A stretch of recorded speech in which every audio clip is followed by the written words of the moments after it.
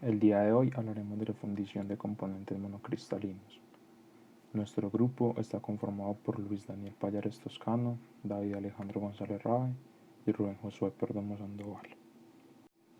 Para empezar a hablar de componentes monocristalinos debemos definir primero que todo qué es un monocristal. Un monocristal es un material en el que la red cristalina es continua y no está interrumpida por los bordes de grano hasta los límites de la muestra, es decir, su disposición atómica es homogénea, sin interrupciones a lo largo de toda la muestra. Todas las celdas están unidas de la misma manera, tienen la misma dirección y orientación. No cuentan con los límites de granos, ya que las propiedades físicas de este material son altas. Los límites de grano permiten unas dislocaciones o unas deformaciones, impurezas a lo largo de estas. En este caso no las vemos. Fundición convencional de álabes para turbinas. Los álabes son superaleaciones basadas en níquel, titanio y aluminio.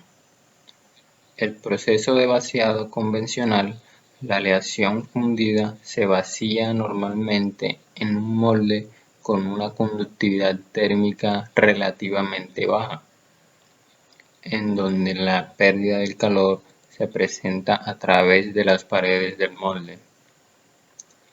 Estos moldes en su mayoría son cerámicos. El problema de este proceso es que el material empieza a solidificarse en las paredes del molde, desarrollando así una estructura policristalina. Esto lo hace a su vez susceptible a requerimientos térmicos de la turbina.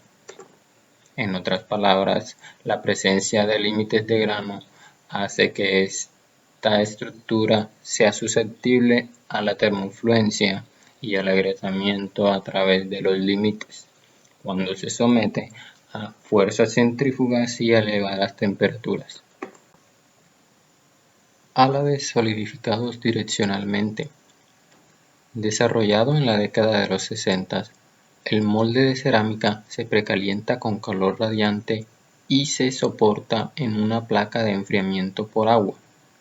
Una vez hecho esto, los cristales comienzan a crecer hacia arriba en la superficie de la placa de enfriamiento.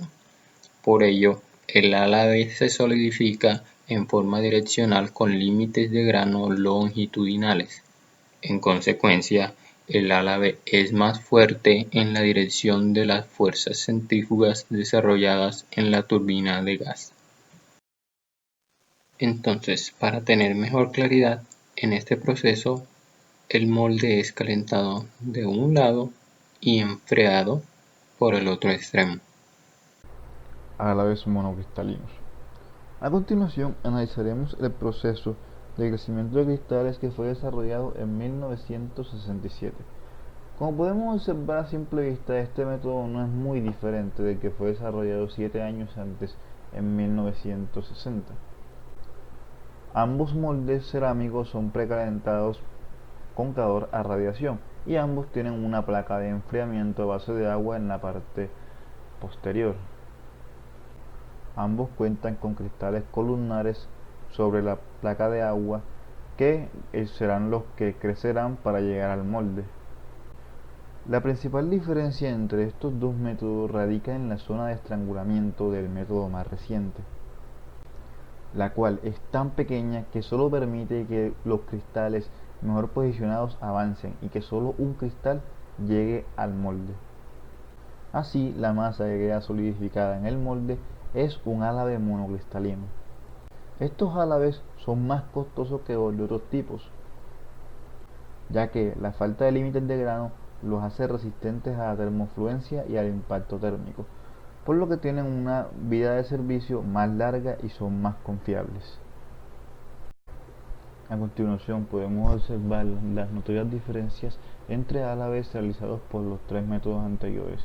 En el método de fundición convencional podemos observar que el álabe queda con cristales equiaxiales, producto de la solidificación del metal en las paredes cerámicas, y debido a su estructura policristalina es más susceptible a la termofluencia y al agrietamiento cuando se somete a fuerzas centrífugas y a elevadas temperaturas, a las cuales se suele trabajar en una turbina de gas.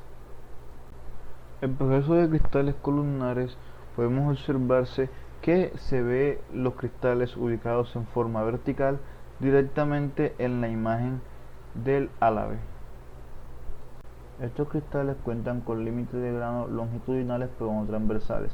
En consecuencia, el álabe es más fuerte en la dirección de las fuerzas centrífugas desarrolladas en la turbina de gas. El último álabe enseñado en la imagen fue hecho a través del método de crecimiento de cristales. Es desarrollado en 1967.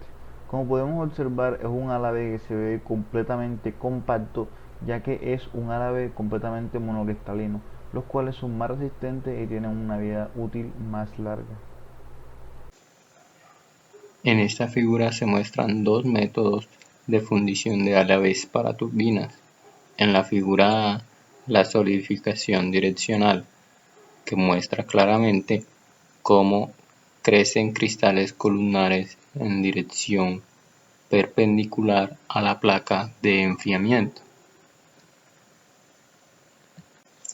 Y la figura B, que muestra el método para producir un álabe monocristalino. A continuación le vamos a enseñar dos métodos de crecimiento de monocristales más que son usados principalmente en la industria de los semiconductores, en la manufactura de obleas y dispositivos de silicio para dispositivos microelectrónicos. Proceso de Sokolowski. Este proceso consiste en un procedimiento para la obtención de lingotes monocristalinos. Este método es utilizado para la obtención de silicio monocristalino mediante un cristal semilla depositado en un baño de silicio. Es de amplio uso en la industria electrónica para la obtención de waffles o obleas destinadas a la fabricación de transistores y circuitos integrados. El método consiste en un crisol, que generalmente es de cuarzo, que contiene el semiconductor fundido, por ejemplo, el germanio. La temperatura se controla para que esté justamente por encima del punto de fusión y no empiece a solidificarse. En el crisol se introduce una varilla que gira lentamente y tiene en su extremo un pequeño monocristal del mismo semiconductor que actúa como semilla. Al contacto con la superficie, el semiconductor fundido agrega a la semilla, solidificándose con su red cristalina orientada en la misma forma que aquella, con lo que el monocristal crece. La varilla se va elevando y girando, y colgando de ella se va formando un monocristal cilíndrico. Finalmente, luego de tener el monocristal cilíndrico completo, se separa el lingote de la varilla y pasa a la fusión por zonas para purificarlo. De este proceso se puede controlar con gran precisión los gradientes de temperatura, la velocidad de extracción y la velocidad de rotación.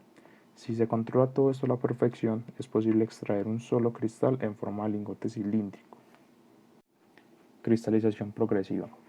En este método se sumerge un cristal semilla en el metal fundido y después se extrae con lentitud, al mismo tiempo que se va girando. El metal líquido comienza a solidificarse alrededor de la semilla y la estructura cristalina de esta continúa desarrollándose al tiempo que yo la voy extrayendo. Este proceso es utilizado para hacer crecer monocristales de silicio, germanio y otros elementos.